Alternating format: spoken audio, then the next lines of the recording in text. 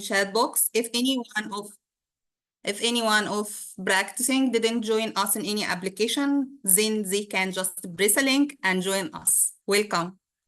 Thanks, Linda, again. Thank you so much. Thank you. Yeah, okay. And now we can start our day. We have me, my monitor, and have we two presenters, Dr. Gideon and Dr. Tibet. Now let me introduce Dr. Nestling. Hello?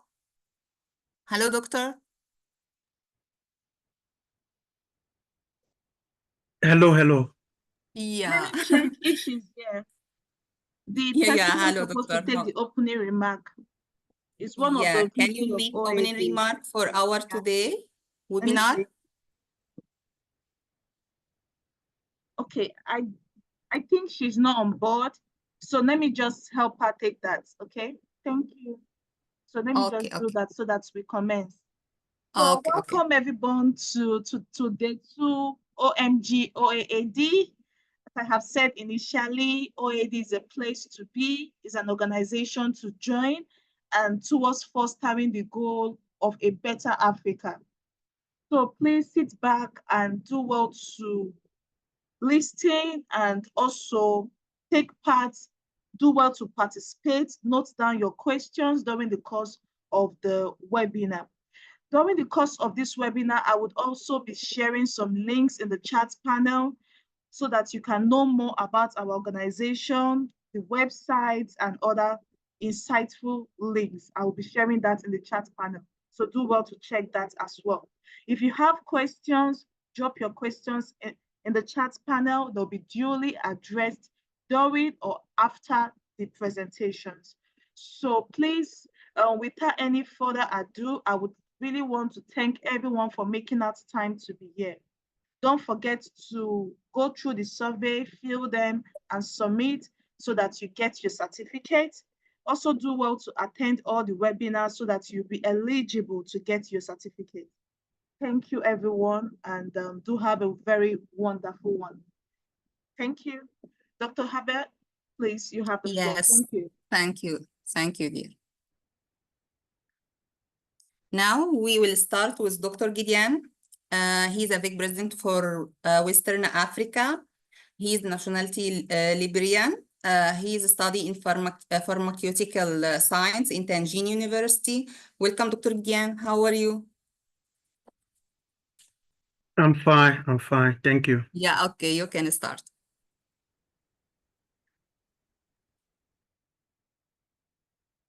Please stop sharing. Can you stop sharing? Thank you. Thank you so much. Yes, greetings everyone, wherever you are. And today is another day. And for this webinar, I think today seems to be so unique because the two presenters from the chemistry background. Yeah, so if you are here, and it would be so good for us to not just talk with the senses, we can know the audience. So where are you joining from? You can put in the chat room, and you can also let us know the major field of study you are doing, so we can go according to the audience. And feel free to go on the YouTube channel and drop your question. Later we will be answering. We'll be checking the YouTube channel to answer some questions that will be there. So people who are here for master scholarship, undergraduate, or PhD to China, and you can just put in so we can know which side we can actually go for this training. And this training will also be dropping in some link for those that are online, and you can make use of the link and see how best you can do a hands-on experience and to get a hands-on experience and see how you can do this. So we have a lot to say, but I'll be a little fast because okay, now I'm seeing people joining from our lovely Africa, Nigeria, and so on. And I'm Gideon FB Sori. So I will be talking on few things. How to find a suitable university, and this will help many of us and know the application requirement and to China and how to find the available scholarship. Then I will give you some link that we will actually go through. So with this,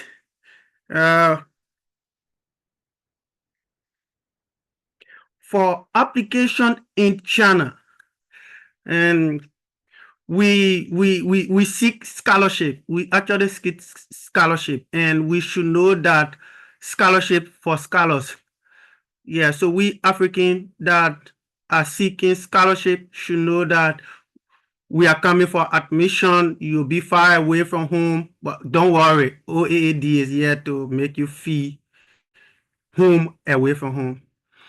So the admission process have 3 major steps: choosing the program, apply online, and your enrollment to China. So these are steps that you will have to go through to get things done. But we'll run through and I will provide some link that we will use properly. So let me stop sharing this screen. We can now go to business.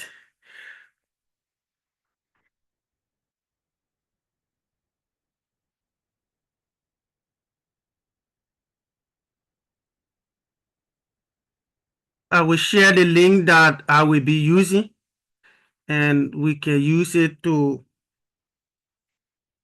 go through and search for things ourselves as well.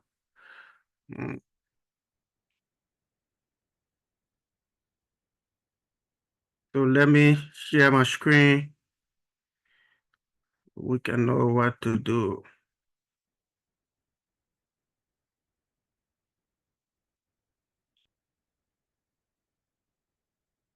Okay, I hope you can see my screen. So I will share this. I will share this link. Others can screenshot and others can just copy and paste the link. Maybe you'll be left out. So for this link, it's like how to find a university. You use this link to really find your major. You find the university. You find which university is that suitable for you. But this link is just to find, and we'll show you link that you can now follow a step-by-step method of getting everything. This link also show requirement. So for instance, in the chat room, although we don't have anyone posting about a major, but let's see which major to take. Assuming you can come to program or level, you decide to choose which level your program you want. Assuming you want a master and you want a economics, you can click master economic. I hope you are seeing the screen. I hope I'm not fast. So you will see a full list of best master program in economics in China that taught in English. So they will give a listing. You don't need to apply from here. You only need to know the school, the deadline, application deadline, and sometimes you click on the school to know the requirement. So using that link, you also see the requirement. Forget about the application fee aspect and other things. OAAD have already put in their website schools that have no application fees. So that website, I will share the link with you later. So if you actually go through this, you will see about the institution, but you try to find the requirement and see sometimes you just know about this, about the university. You see the various document required. Once you get the link, you will be able to navigate through and get required document. So the required document will be listed. You can check for any major that you want to check for. You can check for any major that you want to check for.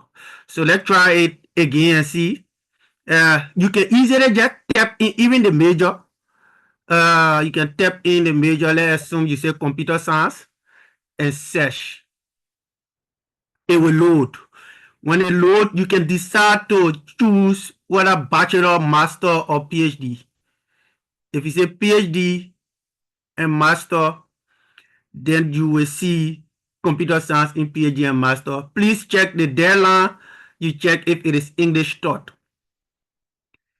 You can check on higher ranking. You can check on popular. You can check on faster admission. So you check on this. You will see as you navigate through, it will bring up different options as priority. So you can check any major as you want. You take your time and check any of this university. So some university will be here, and this link is not like CSC link. There are type of scholarship within China, but we will go to that. I just want you to at least know this link and know it better. So for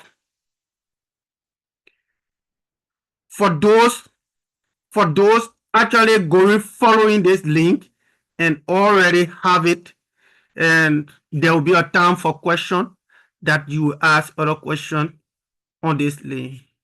But if you have any major course that you want to ask about, you can put it in. If the master, you say master, you put this course. If the bachelor, you say bachelor, you put the major. If the PhD, you say PhD and put the major. You can drop it in the comment section, in the chat. Then we can see how best to get that done. Having said that, this is one of the best way of finding a suitable university. Some people apply, forget a university and say, I want to go to this university. But at the end, they notice that the course they even want to go and do in that university, it is taught in Chinese. So if you check here and find out that that course have been taught in Chinese, there's no need to apply for that unless you want to do the course in Chinese. And the next screen will be sharing, will be on another link that I want you to take as important as possible. This link also help you in many other things. Let me share this screen. With this link, you also find the university. To find university is one of the important things that people pay money to agent just to get link. Agent won't give you the link. So agent want you to give them the money and wait for them. But for Chinese government scholarship, there is no single individual as agent can guarantee you Chinese government scholarship. That's CSC. Once you do it, no individual will say it's a must you get this. No, you can compete. The same document they may ask from you. You can upload this same document in a rightful manner and you will get something good. So the link just share also help you to choose the program you want. You can choose the program. You can find the type of scholarship that university have. by navigating through. I click the home button, but if you actually look here, you will see so many options, scholarship. So if you want to study in a particular city, this link can also help you choose which university or how many university within this city or in this province. Province is the same as state, as we call in Africa, or county in some other countries. So if you say you want a scholarship and you choose the type of scholarship, this is Chinese government scholarship, this is this. So if you choose the city or you can select by university, assuming you already got the university from the previous link, you can just tap the university name here and you check for that university, or you can check for the type of scholarship that they offer. So you can get Chinese government scholarship, you can get local government scholarship, which is the provincial scholarship, the city scholarship, the university scholarship. You can get school scholarship, which is the university scholarship, and other scholarship also. So most often, scholarship are offered to researchers in the category of master and PhD. So people doing master and PhD get 100% scholarship and with allowance. So there are some scholarship that pay a lot, but the competition is hard. But the study in China is rare. So if you looking for a place to study whether sciences or any other research, coming to China is one of the best options. So assuming you want to study in a particular province, or and you know the province name, you can just click on the province. Beijing is a municipal equate to province as well. So you will see many other scholarship within this form. You can click on anyone. Once you have the link, I share the link already. For those who following through the YouTube, you will just be opportune to screenshot and see the link and do your tapping. Those that will be following through Facebook also. So you will see the application guide. They will tell you the scholarship category for the application, the bilateral, the university, and other scholarship. They will give you all the link required for everyone.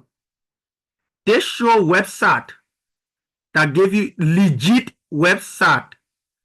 This website shows on this link are not fake. They will also give you the application document for this. So you'll see all document needed, all step. They will give you every breakdown, and you will get access to the admission office. You can read the admission office to know if you have any other problem or you have any other question that need answer. So besides checking for scholarship, you can try, if you have your time, you can try every of these one by one. Anyone give you hard time, you can ask during the question and answer time, or you can still follow OAAD YouTube and drop your comment. Your question will be there with our answer. So we are stay around. We will get question and answer for this. You can ask later. You can change the language to the language you actually frequent with. If you want French, you can change it to French. If that's Chinese, you can change it to Chinese. There are many types of scholarship you can actually get on that link. But one cardinal thing that I would like to share with you is on another link that called CSC Guide Official. This CSC Guide Official link have many things to offer. It even teaches you how to arrange your document. If you don't know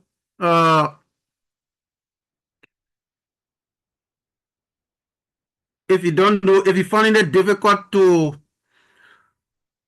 get this document, whether letter of recommendation or how to write a professor, there are templates on CSE GA official.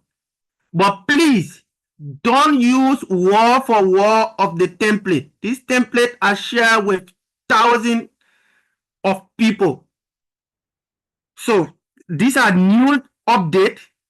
The link I just provided is update. It's up to date. You see the posted. You see the time they posted this. CSE GA official. You will see a new information. August 8, August 18. So they just uploaded these things. So if you check this well, you can see the scholarship. If you want CSE scholarship applying procedure, you click on this. Did I share this link in the chat room? I don't know. Let me share. Oh, I share it. Okay. Yes. So you will see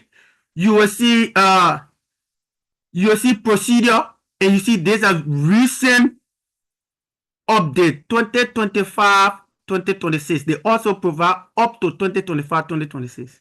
So 2024 2025 scholarship, you can see this procedure. Their changes are just a little, and there are some universities you just apply by online. Majority of the university nowadays in China, you apply online, but there are few universities will still ask you for some hard copy. So let me scroll down. I will come back to how the application process go. But let me slow down to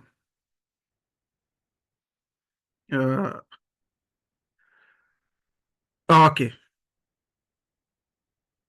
So for bank statement, if you want a visa, how to get a bank statement, how the bank statement should look like. If you click on this, it will show you already have the link.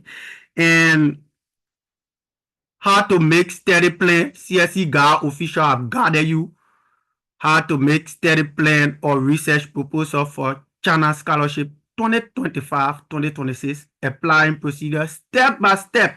This is complete guideline on this.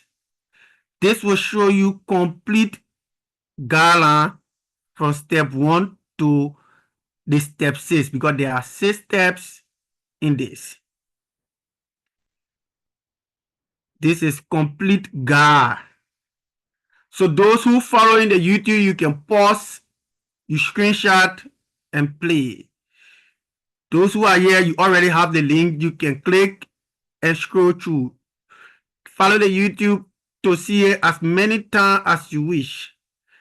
You download study plan format.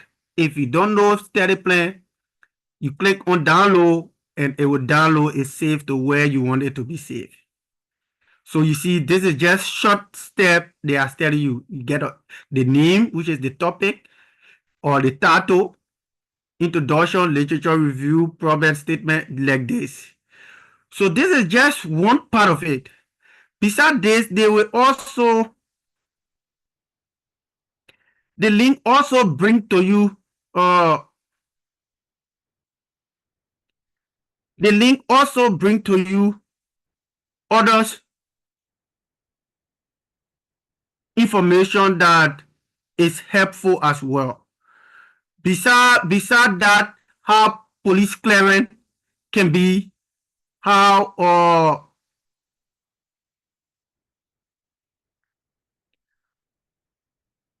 other small document preparation can be. This link, if you navigate through, you get them step by step. And this link also redirect you to a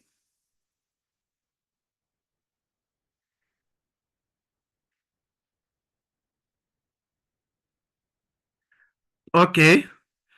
And then some people want recommendation letter format, and some people will want format to to message supervisor, how to get supervisor. This link will show you the university and their faculties listing. So you see, like this, Georgia University department with faculty email. So with this, you can get the faculties, you can get the professor you want and start to do your emailing as soon as possible. So with this, you can actually get the professor email, the professor name, a research direction. Once you click this link, the email and other things, you will see emails up to date, because this was posted August 18, 2024. So this is new information. So you can get professor listing. This is different university professor email. Stay on the scholarship guide official. Fudan, Peking University. So these are because university as well. There are thousands of universities. How to make a physical examination form. The medical examination. If you want it for scholarship, how to get it. You will get it, sample. The template is here. What I require are also on it. So the same way you will get them download, how to make English proficiency certificate. For those from English speaking country, most Chinese university and many majors with research direction will only need you to have the English proficiency certificate to prove that you did your undergraduate study in English, all of your undergraduate study in English, or telling them that you are also from a country that is English native. So the letter, how the letter should be, some other thing, template of that is there. And how to make recommendation letter is also there. So the recommendation letter, what all it should comprise of, all the steps will be there. You can click on them one by one because you already have the link.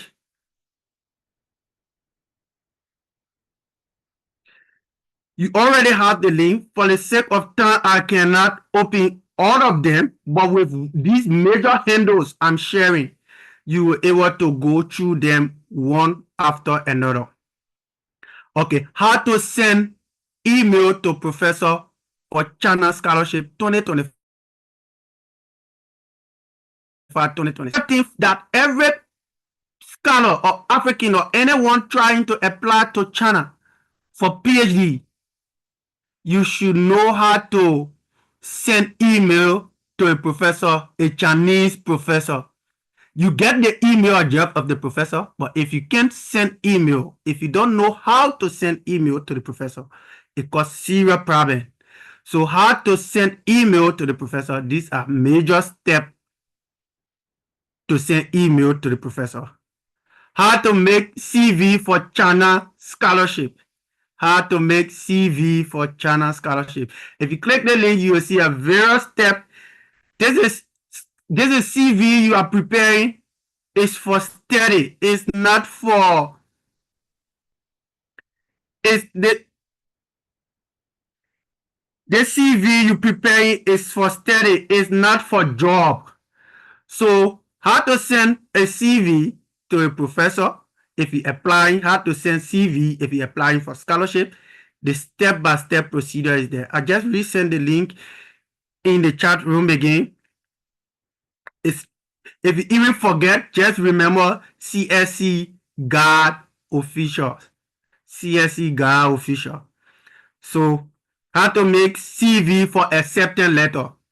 So making CV for acceptance letter, you have to make your CV fit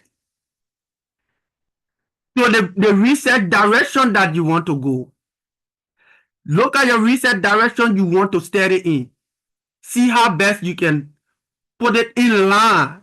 It should be in line with the research direction that the professor you are selecting. Because if the professor is doing something that is very far from what you want to do, Chinese professors are very busy. You won't get reply. Trust me, there are some people who give thousands of professor messages and they only got like 5 or 10 reply. And there are some people who give just 5 messages, 5 emails, and they got 2, 3, 4, or 5. And there are some people who send 1 and get none. There are some people who send 1 and only get 1.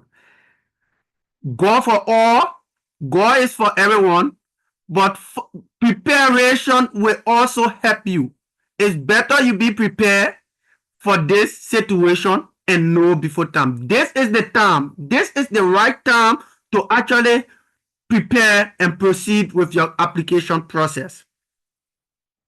Required document for S1 visa. The S1 visa are visa that students come on for long term. X2 visa is student visa that for short term, maybe 6 months or less. But today we will not be talking on those who come in for 6 months. Because of time, we'll be talking about people who come in for 4 years, 3 years, and above. So you can use this and navigate all over. The next link I will be talking about is a combination of almost everything that we have been posting also. It's almost the combination of everything because we in the direction of OAAD found it necessary to have this thing on the OAAD website. So what I would do, I would just get the exact website that can carry you there directly instead of giving you OAAD website and help you to navigate through. I will give you the link that will take you there directly. Later, you can now navigate through. Let's see. We have, okay, let me share my screen. Don't worry, I will share the link. Let me share my screen and see. So to all those here, OAAD have a link related to a summary, a general summary of start to end of everything about scholarship in China. This link will guide you through with Chinese government scholarship and other scholarship within China, whether first degree, master, or PhD. If you open this link, that link I sent, if you just check that link, you will see all of these. So you will see like the definition of CSE scholarship, bilateral scholarship, and other scholarship. They will show everything. Applicant eligibility. You will see that you can use your own time, you screenshot and do other things to see how best you can go through this. Yeah. But what doing this for people studying for master, want to study for master degree, OMG is here to cover you up. Don't worry, just come. You will be here while trying to help others. You will also be helped. And if you get stronger enough and get into OAAD doing your PhD, you will also see people supporting people, Africans supporting each other. Because these are available universities that there are some universities that don't hold application fee. You will see it on this link also. Let me help share this link, but this link was shared. But let me see if I can share also. Yeah, that's the benefit of those who are following online. You can save some of this link. You don't know when you will go out of the Zoom. So you copy this link, save, or you screenshot. The step to apply for CSE. And you will see deadline. These deadline are in line with current deadline as well, although you see the year as like this. Forget about the year and just take the month because this was a previous time.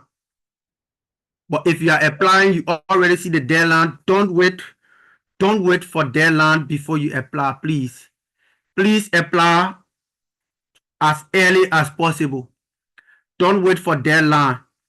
There are many scholarships here for you. There are some universities that don't require a candidate to have IELT result. And these universities, they are listed.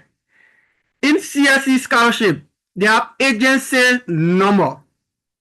The number called agency number is not like an agent that applying for you. It's the number, unique code that assigned to a particular university if you're applying for scholarship or not Chinese government scholarship that will indicate that you are applying to this identical university. So OAAD have put in place on this link that you will see various schools and their honor CSE and their agency number to use. Let's scroll down a bit.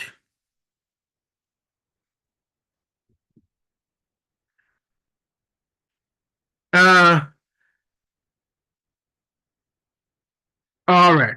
If you scroll down, you see agency number. While applying for CSE, if you place in this number in the CSE link, you will notice that this university name will appear.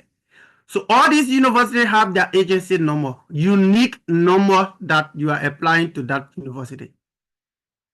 See the Emoto universities, that agency number you don't have to look for. There are many. There are many. So please save that link. Please save that link. For the sake of time, I'll be wrapping up.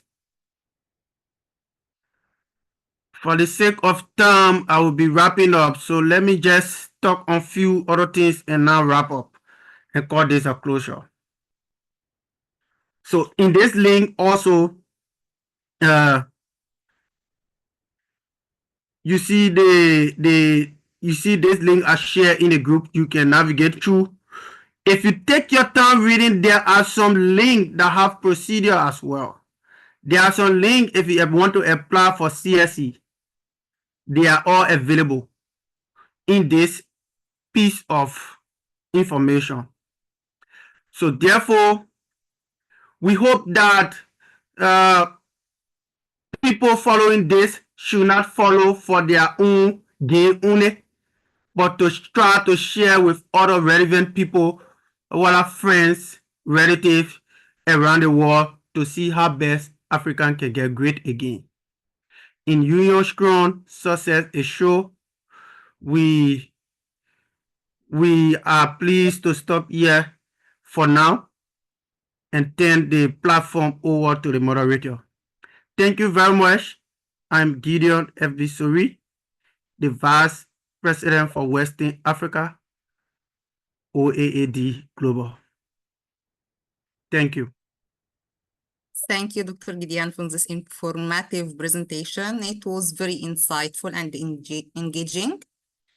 So for now, please remember everyone to fill the survey form before end this day if you want to get your certificate.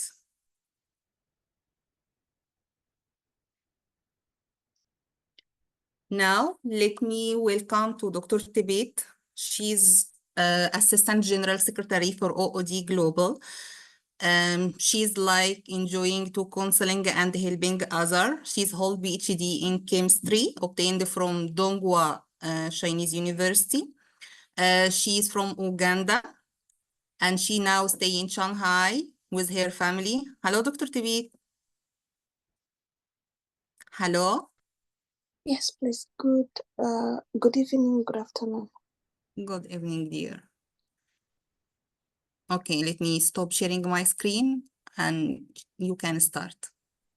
Thank you very much. You are welcome.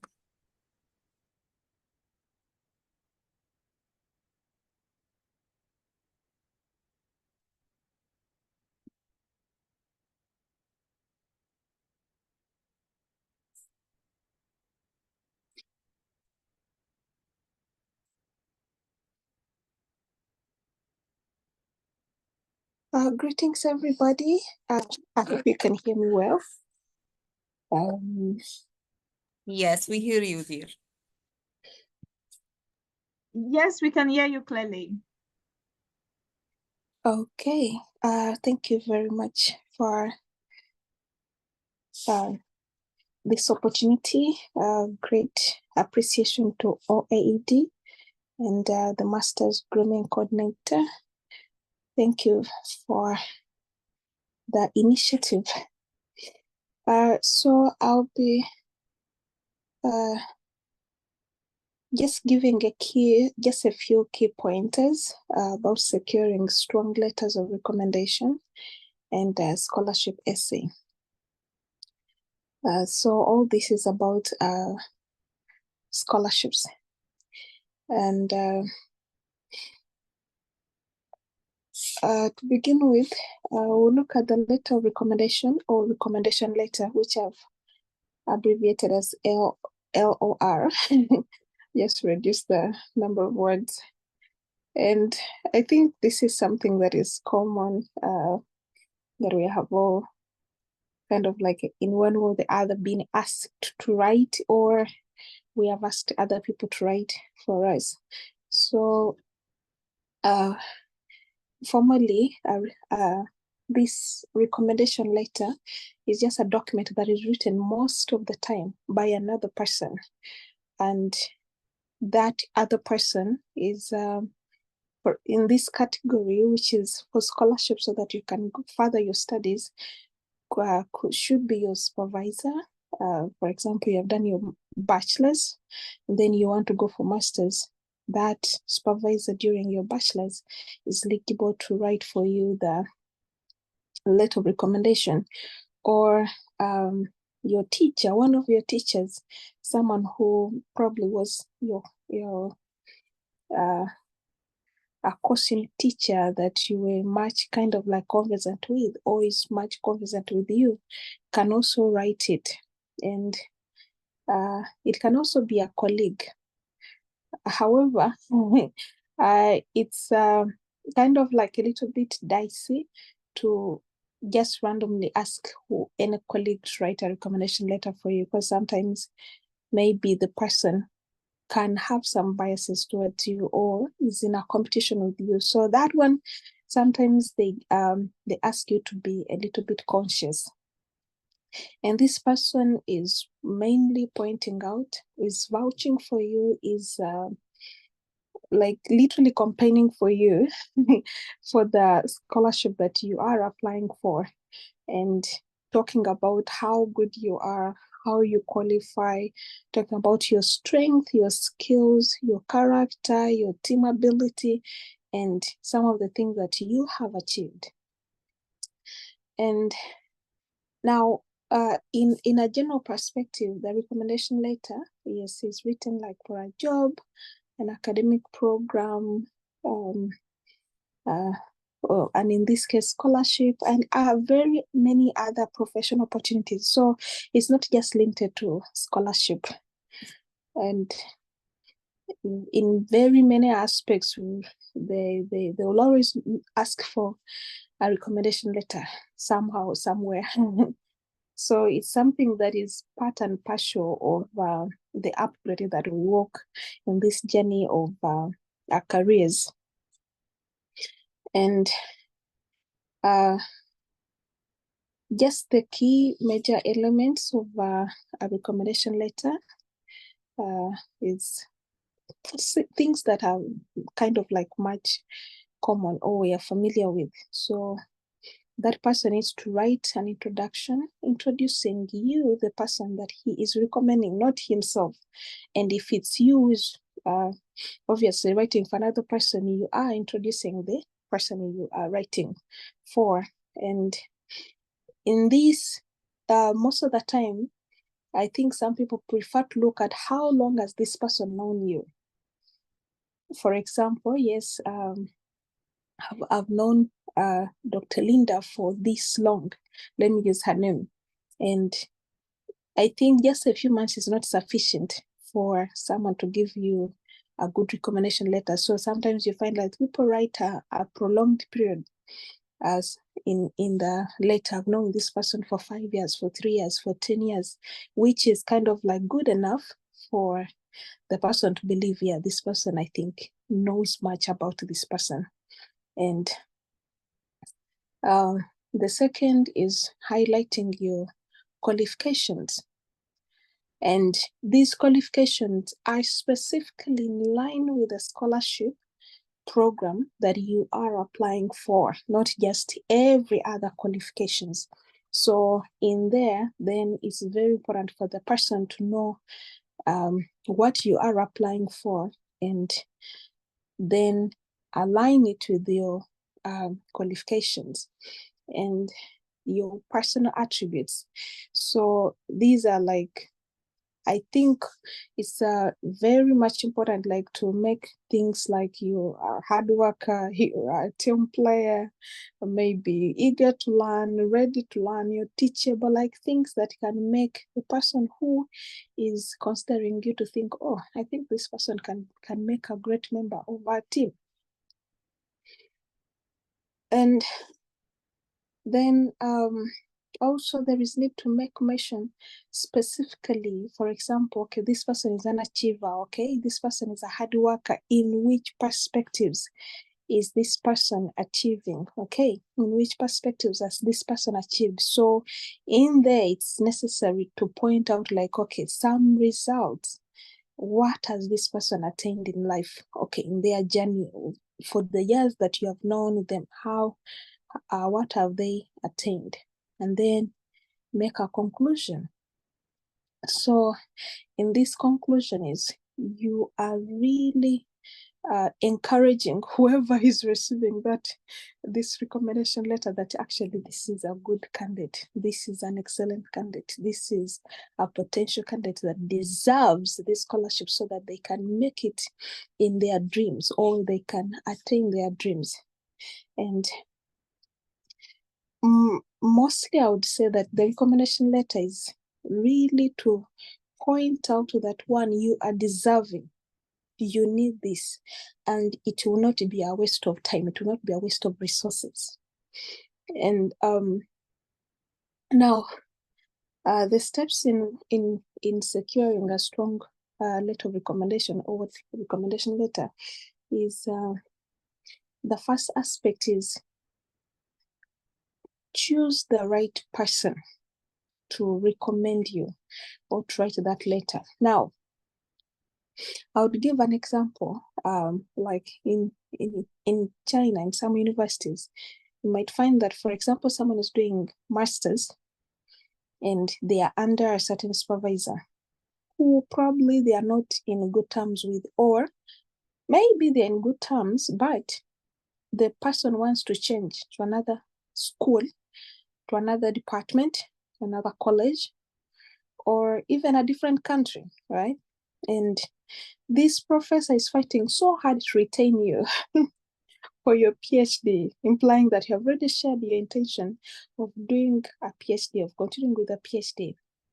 And so now it's kind of like there's a conflict of royalty. This person to recommend you, that means they're going to lose you, or to speak ill of you. Okay, so if it's within China, within the same college, I've seen that people, instead of getting a recommendation letter, they get a bias letter. And you find that this professor rather speaks so bad about the student, calling them lazy and everything. So you need to understand even the relationship, the attitude of the person toward you before you can go to ask them to recommend you. And sometimes we find then that we are in a conflict of, okay, they particularly mention that it should be your supervisor and who should write the first letter in case they're asking for two referees, right? And then what is the option there? So in this instance, sometimes you find that you are pushed to ask rather maybe your bachelor's professor to write a recommendation letter for you. And probably you find someone maybe you have worked with to write the second one. It's just wisdom in this instance. Not common, but I've seen someone who has been a victim of this. And then the other aspect, like the first speaker was mentioning of check the deadlines, okay? The first thing before you start an application is check the deadlines. Which timelines have they given unto you? How long do you have to gather all the documents so that you can start the process? So here is you need to ask early, okay? Give the person time so that, I mean, people are busy. And in this case, you don't expect someone like, okay, please, can you recommend me today in the morning, and you expect them to write in the afternoon? Probably yes, if the person is very close or if you're in direct contact with the person. But for example, if you're just sending an email, the time between receiving the email and working on it also is considerable.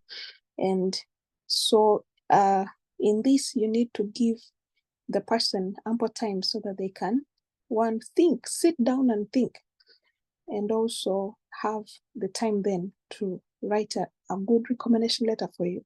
I know some already have like a template that they use because they know, yeah, at any time so a student will come to ask for a letter. But those are few also. And the other aspect is provide the necessary information.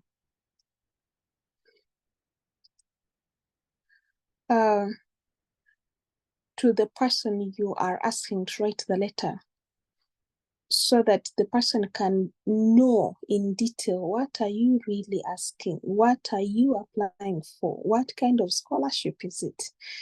And that then will help in coming up with the right content for your recommendation letter. Now you find that sometimes it's better to actually just say to whom it may concern, okay?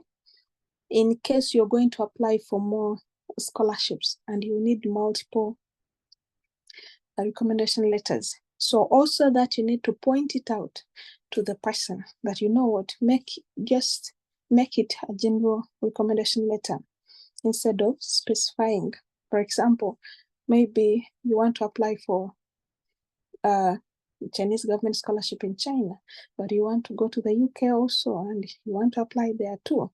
And probably in the US, you have seen an opportunity. So having a generic one so that you don't go back and forth to this person will be much better. But that you need to point it out to the person. And the other aspect is provide the specific details. Now, here is, I'm applying for this scholarship for a master's or a PhD for this long. And this is the program I'm going to do. And just be clear and concise in the specific details that you give to the person. All this you are driving at having a very good letter that will be written for you, so that it's not just something that is abstract. Okay. And then you need to make a follow-up. So if it's a person you are in physical contact with, then it's if you go today, give yourself like a day in between, and then the next day the person is there.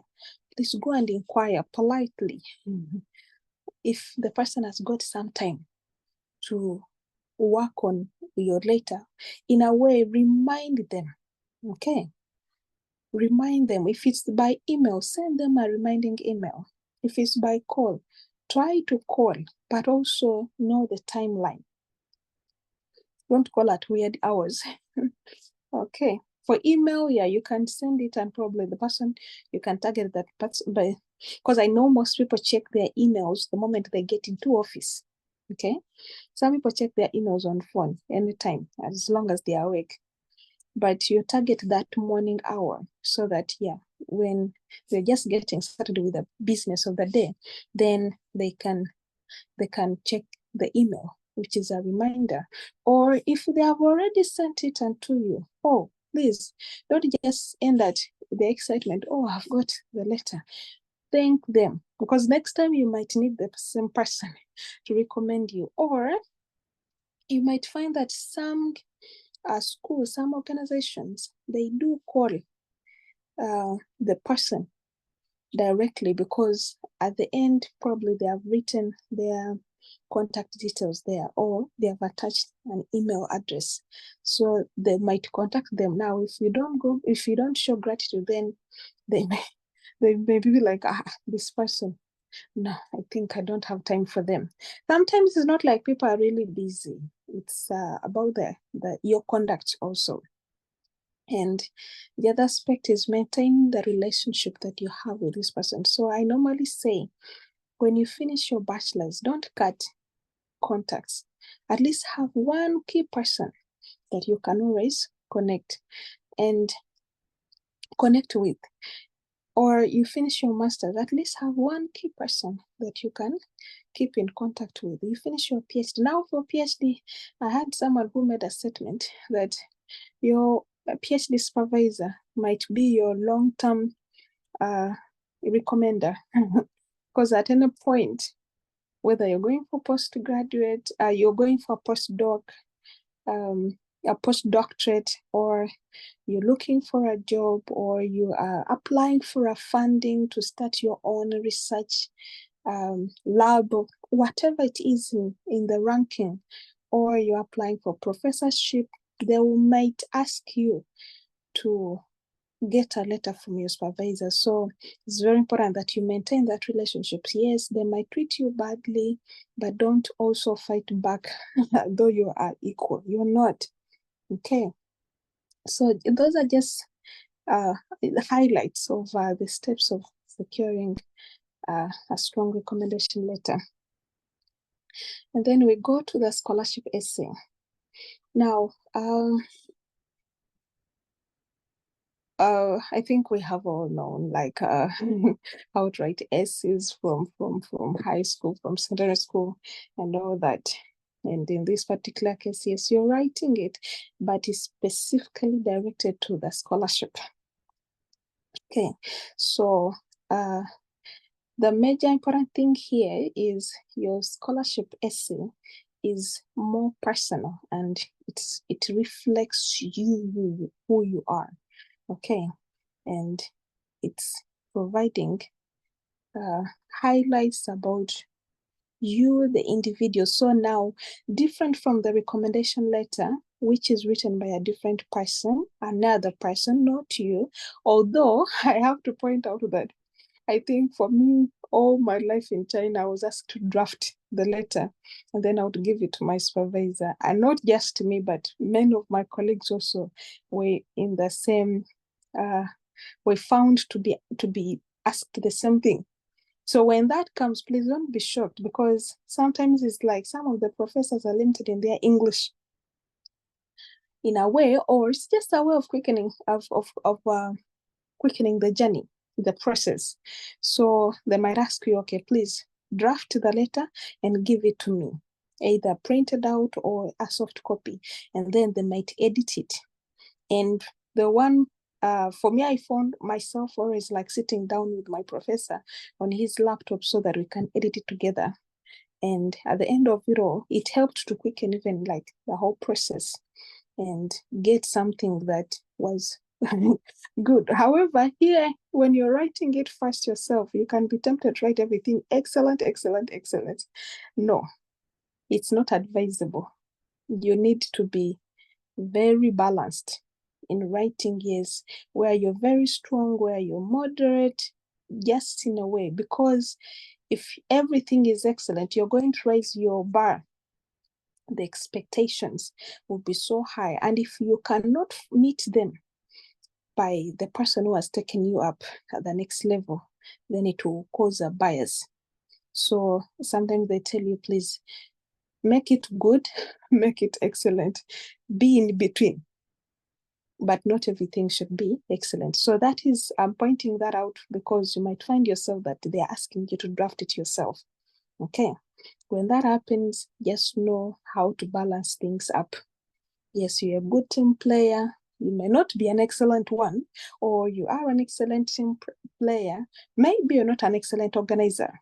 Okay, so you need to just be truthful to yourself, but also to not raise a very high standard that you may not be able to fulfill at the end of the day. Okay, so having said that, back to the scholarship essay. Yes, you're writing about your personal background, you yourself. You're writing about the things that inspire you as an individual, what drives you. So here is, are you a person who is working under pressure when there is a camera on you, or you're a kind of person who really knows how to time yourself? You need less supervision, or you literally need no supervision, but you can produce results. Those are things you point out. Okay, so this one is a little bit shorter than the recommendation, depending on the requirements. Sometimes it's just like 2 paragraphs, while the recommendation letter is normally a full page, but it should not exceed a page, because I think, truthfully saying, nobody has time to read a very long thing for you. So also, how much content you put in there should be very, very targeting. Okay, so in the scholarship essay, we have the introduction, which is you introducing yourself. And in this introduction, be very precise. And sometimes I find that some people even don't need like to mention anything about your faith, about your age. Sometimes, yes, marital status, how many children. Those are things that they are not, except they have been pointed out. Okay, so you follow the details anyway, and then according to the instruction. And then in the body, yeah, that's this the one which is supposed to be a little bit detailed, which should be the middle paragraph. So my understanding is you have 3 paragraphs in this particular case, and the body should be a little bit more detailed compared to the introduction and the conclusion. And then in the body, you are explaining, yes, your background, you are explaining the goals and the aspirations. Why are you the best candidate for this scholarship? Why should they choose you? Why should they spend their resources on you? Okay, because everybody, I mean, the world considers merit, okay? And that one is kind of like, you have to defend your your fit. If people say survival for fitness, I'm not so sure about that one, but yeah, so it's kind of like, remember, you are in a competition. There are many people who are applying for the same, but why are you the best candidate? Okay. And then your personal values. Those are things you make mention of, how hardworking you are, how trustworthy you are, how reliable you are, good management, good timekeeping. Those are things eager to learn. Those are things that you need to make mention of. And then you conclude. Now, in the conclusion, yes, you are just emphasizing about the things that you mentioned earlier. And at the end of it all, you are asking that, either if they're supposed to interview you, then you look forward to that interview. If there's room for further discussions or to meet them in person, point out that in your conclusion. I look forward to being given an opportunity to meet you and talk more in detail about my fit to join, to have this scholarship or to be part of the journey that is going to advance my career, or to be part of your university. I mean, if it's a university scholarship, I mean, or to be a player in the nation, whatever it is, because yes, they want to see, for example, how much active you're going to be. In China, you've seen culture exchange, international school culture exchange.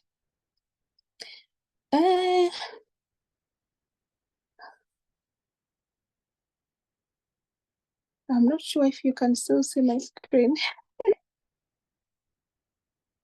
Okay, please let me share again. Okay. Sorry.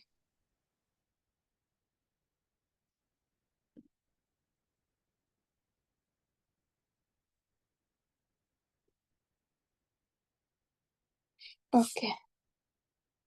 Sorry about that. Okay, so then next is just the steps to follow, because this is something you are writing yourself, okay? So at the end of it all, yes, they have aligned the instructions for you to follow, okay? And the instructions are not generic.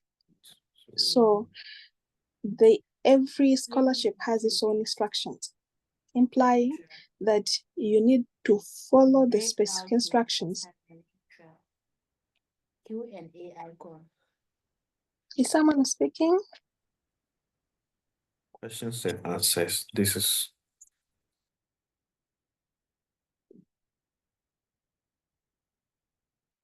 Okay. Sorry about that. Oh, it's okay. So the first thing is read the instructions carefully that have been given unto you, okay? Understand the instructions step by step. Point out, write down the things that they're asking you to outline in the essay and get yourself acquainted with them. And then when you are brainstorming, yes, either you can invite a friend and have a discussion about them, brainstorm these key areas that have been pointed out, or by yourself, sit yourself down and brainstorm these things. And it will help you to know, where do I start from? What do I put next? So that you can have consistency. There should be a very clear flow in how your writing is supposed to be outlined. Okay, and then in that aspect, then we go back to the main content, which is the introduction, the body, and the conclusion. What is coming first? What is coming next? What will be the last point that you want? At the end of it all, you want to capture someone's attention who is very busy, who has many candidates, and so you have to drive to point very fast in very few words. So you have to be precise and concise in your writing. Then you go and start your introduction. So sometimes you find people borrowing like a few quotes from other individuals who are known, not just a random person. And you are beginning with a certain statement that captures attention. Or sometimes is maybe you have read from the university website or from the scholarship giver, and you have understood something that captures your attention. Begin with that one. Okay, so introduction is not really just about me, but get something that captures someone's attention to be, I can read this. I think I can give this my 5 minutes. I can give this my 3 minutes. Okay, and then why are you writing this essay? How do you align with the scholarship? What the scholarship is offering, what the scholarship is asking you also to provide. Because it's at the end of it, it's give and take. Don't just like people so love you and so they are sponsoring you. No, they are looking for something so that which you can give them. And that is something you need to point out. Okay.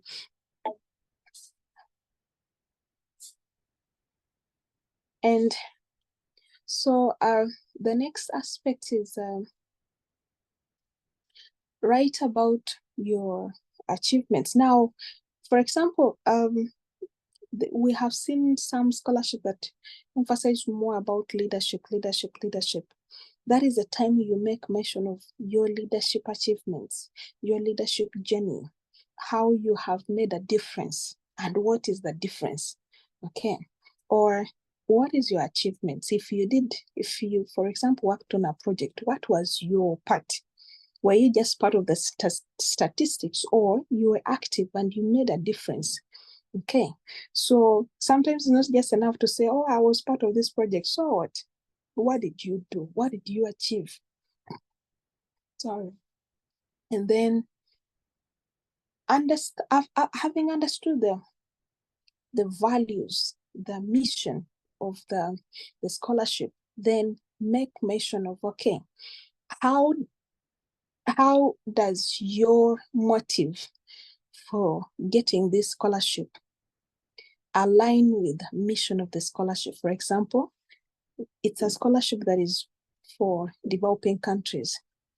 That is when you make mention, okay, when I get this scholarship, this is my focus for my country, because it's developing your country, it's not developing their country.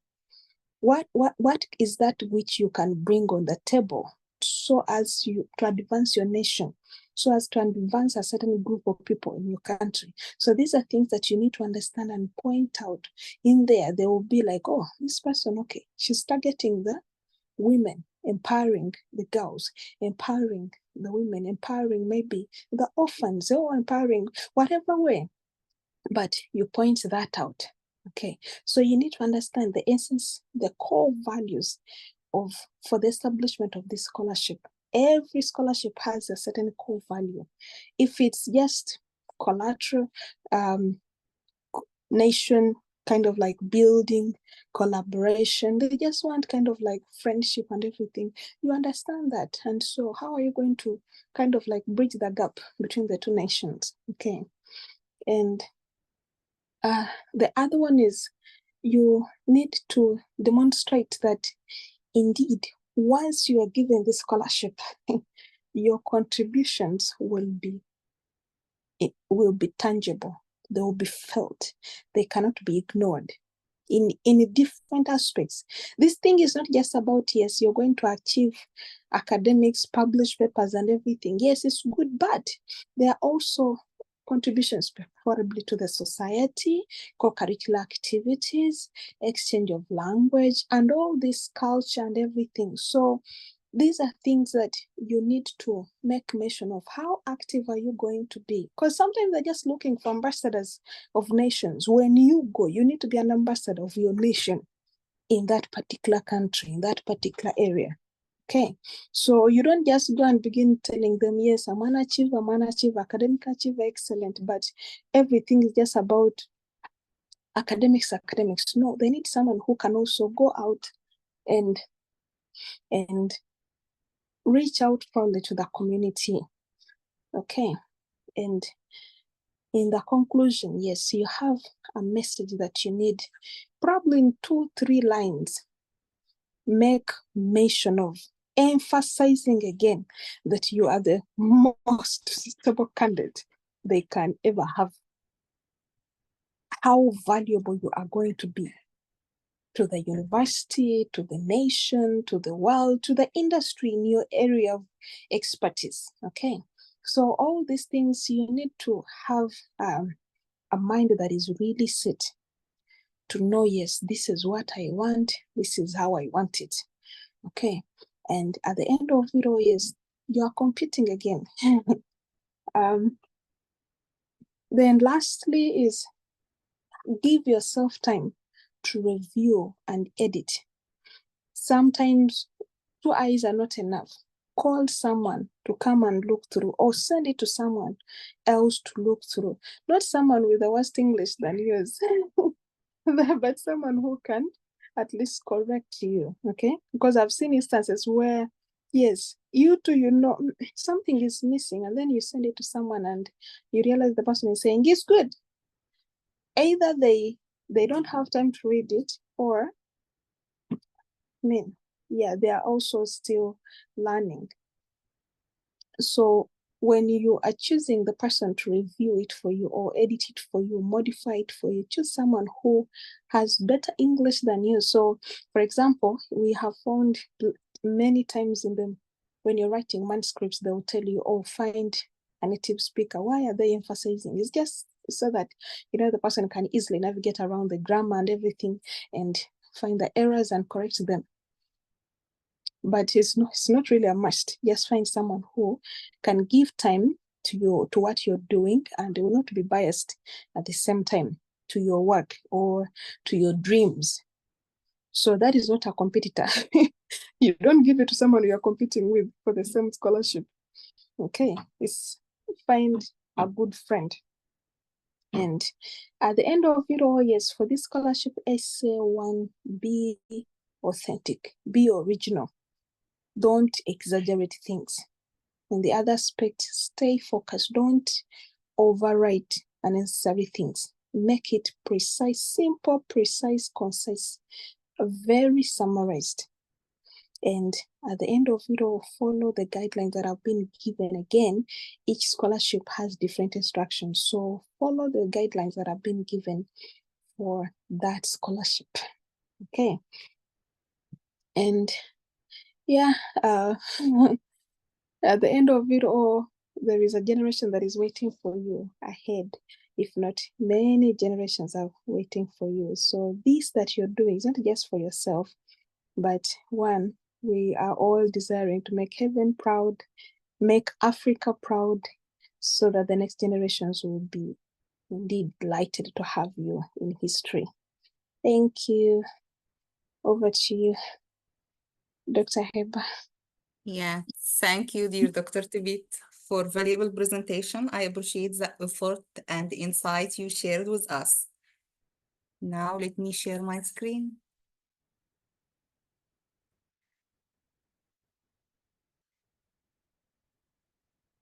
After two of our present are finished, now it's time for questions. Anyone have a question can type it in chat box or raise your hand to ask the presenter by yourself.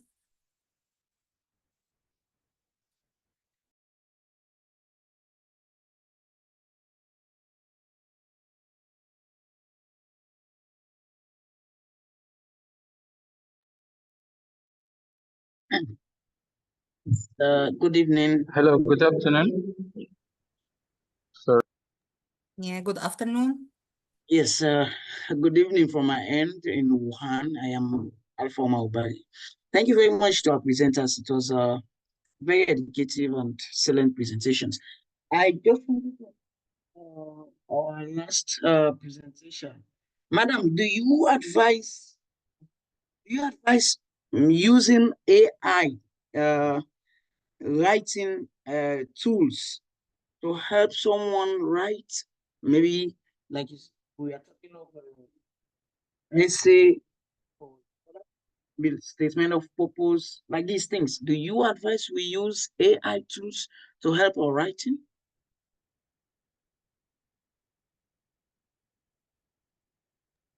Dr. Tibet? Yes, please. Yes. I would say that, the era we are in sometimes maybe it's just unavoidable. It's a very necessary element. But what they say always, actually, I think even when, like, for example, you go to ChatGPT, they'll tell you that it's not accurate. So after using it, you need to go to sit down again and read, modify. So for example, you are writing a scholarship essay about a certain scholarship, right? And you give it the instructions. It will not come out 100% accurate. So in that case, please do take time to read again and again, at least 3 times, changing the language, because this is supposed to be your own language. Okay, ChatGPT has a language that it uses. So you need also to translate the language that it has used into your own language according to how you understand the topic that you're asking it to write. So we have seen cases where people wrote like, for example, introduction, and it says here is the introduction, and they forgot to delete that part of here is the introduction as given by ChatGPT. So you need to just be very smart. It helps to shorten the time of sitting down and thinking of all the words to connect so that you can bring out your point of view, but please don't rely on it 100%. That's what I can say. Thank you for the question.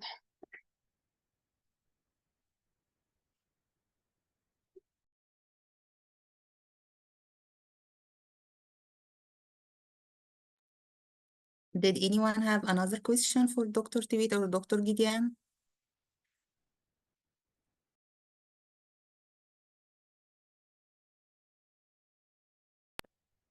Hello, good afternoon. Good afternoon.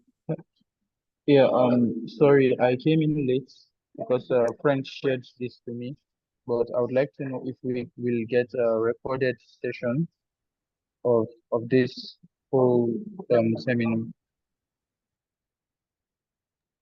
Yes. And thank you for I your can't question, hear you clearly, but Abubakar. The recorded version will be uploaded on the YouTube channel of OAAD. So you can check I have sent the links to all our social media. So do well to check on the YouTube, probably before weekend or during the weekend. We should upload some of the video, at least for day one and this one. Yeah, thank you.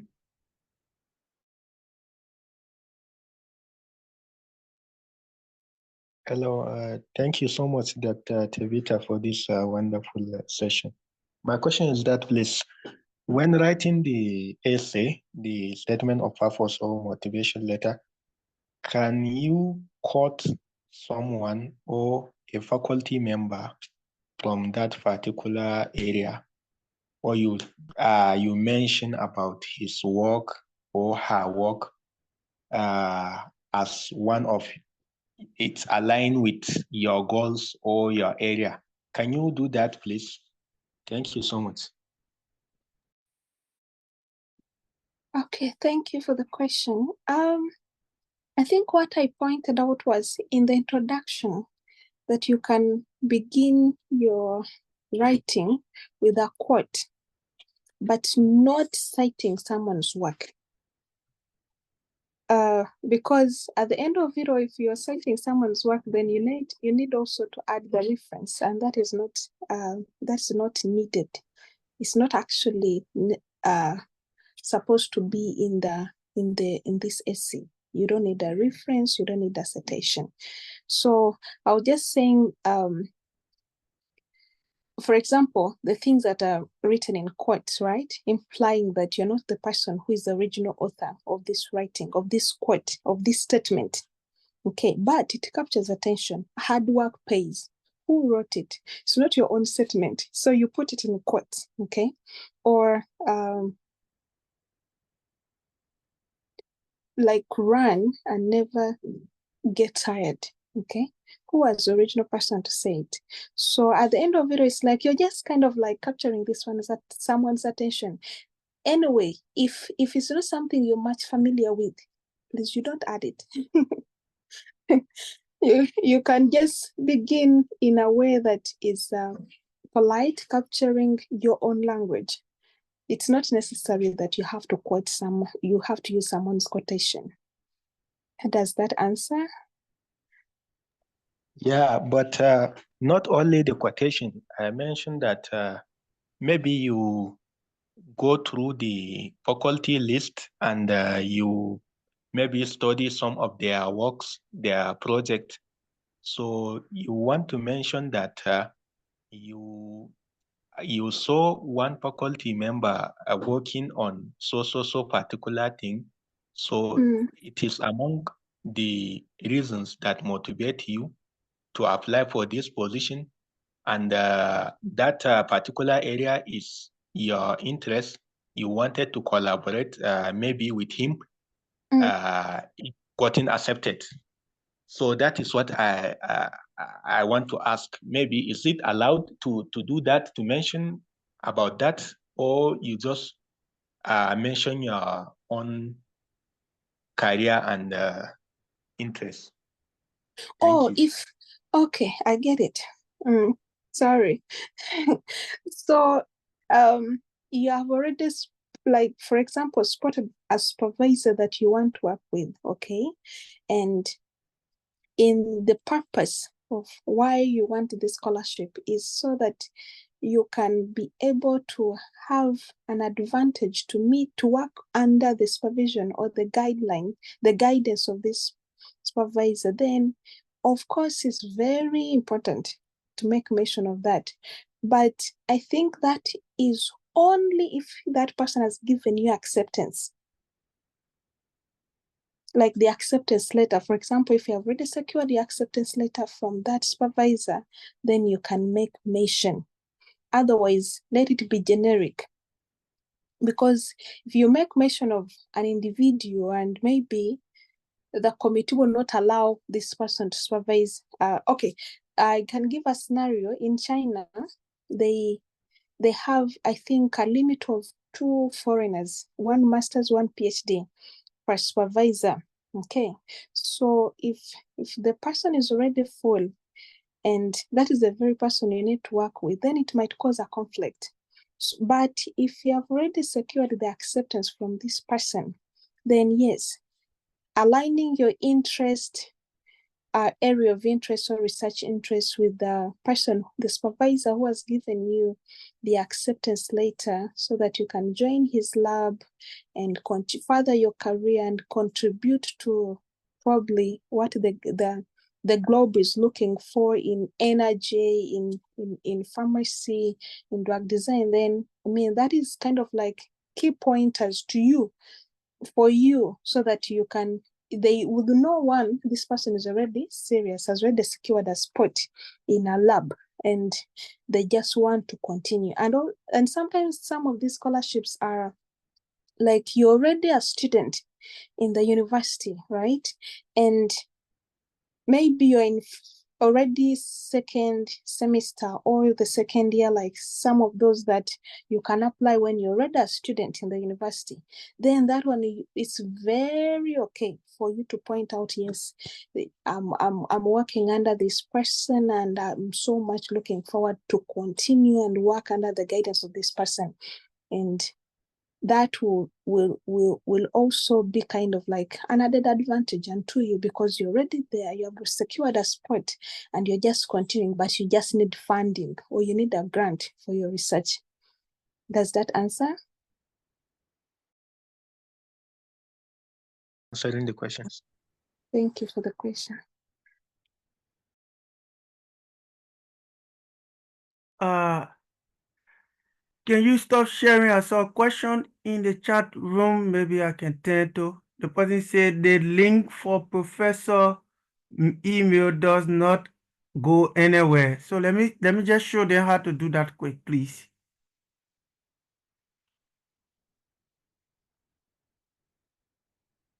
Thank you so much. You are welcome. In the link to professor, okay, on CSC Guard official, and if you happen to get that link, maybe I can send again. CSC Guard official.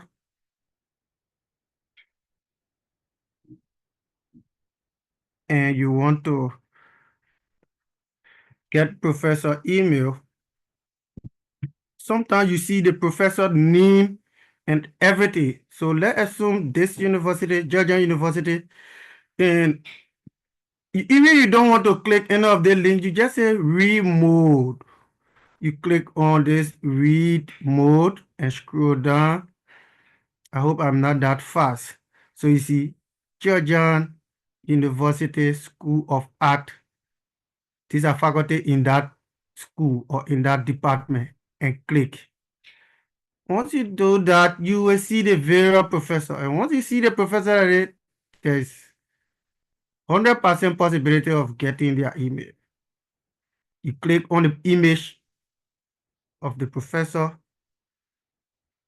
and you see the professor have their website. On the professor website, some professor will even add their room, their office number and phone number and other things. Yeah, some professor their page may be in Chinese, so if you have translator, you have to translate to English. So there will be, I don't know if you can see, if you are seeing the screen still. So not every professor will put their information, but if you see this professor, here is the third number. I don't know if you can see the screen. Here's the third number and email that they put. So the email may not show for every professor, but they have different part of it. So alphabetically, if you already know the professor name, you can type the professor name. If not, you click any alphabet from A, B, C, D, and see which professor to click on. Selecting the professor, this is the professor email. I hope I was not that fast. I hope you get something from here. This is the professor phone number. So there are other parts you can navigate about the professor, the research work they're doing, everything. Some may be in Chinese. You can use your translator to translate them. So on that question, I think this can help. Thank you. Moderator, you can take over.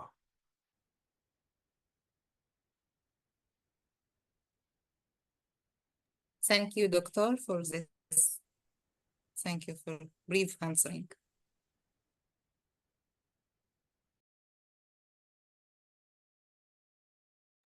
Any questions?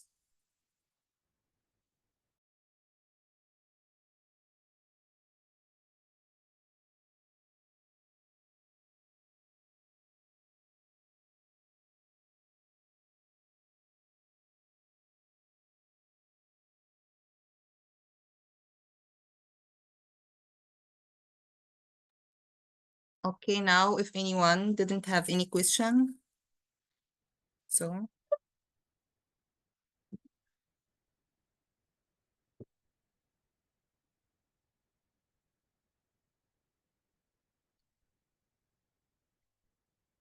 Please join me in welcoming to Dr. Stephanie to deliver us our closing remarks. Hello, Dr. Stephanie.